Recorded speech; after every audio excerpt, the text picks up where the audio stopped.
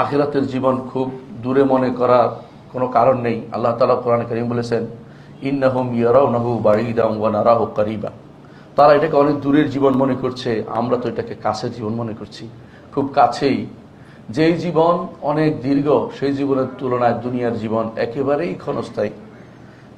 এক বিকাল অথবা এক সকাল, এক বিকাল অথবা এক সকাল। এমনকি যারা বেশি বুঝে তারা সেদিন বুঝতে পারবে। কোরআনে কারীম আল্লাহ তাআলা বলছেন, ইল্লা বিস্তুম ইল্লা কালিলা, খুবই সামান্য সময় ছিলে। এমনকি সাআতাম মিন নাহার, দিনের একটা ক্ষণিক ছিলে মনে করবে যে বিশাল দিনের একটা ক্ষণিক মাত্র কাটিয়েছি।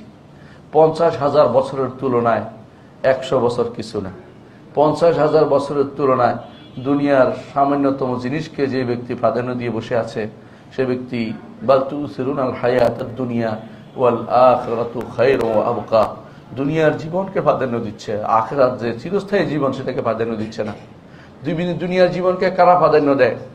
যারাই দুনিয়া অর্জনের জন্য ব্যস্ত হয়ে পড়ছে, আল্লাহর দিন থেকে দূরে সরে যাচ্ছে, কোরআন এবং সুন্নাহ পড়ছে না, জানছে না, আমল করছে না, তারা দুনিয়ার জীবনকে প্রাধান্য দিচ্ছে। দুনিয়ার জীবনকে প্রাধান্য দেওয়া যাবে না। আল্লাহ তাআলা এই জিনিসটা সূরা ইব্রাহিম ও মুসার মধ্যে বলেছেন। একই তথ্য তিনি ইব্রাহিমের সহিফার মধ্যে দিয়েছেন, মুসার সহিফার মধ্যে দিয়েছেন। একই তথ্য তিনি কোরআনে কারীমে আমাদেরকেও দিয়েছেন যে তুসিরুনাল হায়াতাদ দুনিয়া, দুনিয়ার জীবনটাকে তোমরা প্রাধান্য দিচ্ছ, ওয়াল আখিরাতু খায়রুন ওয়া আবকা, আখিরাত হচ্ছে চিরস্থায়ী।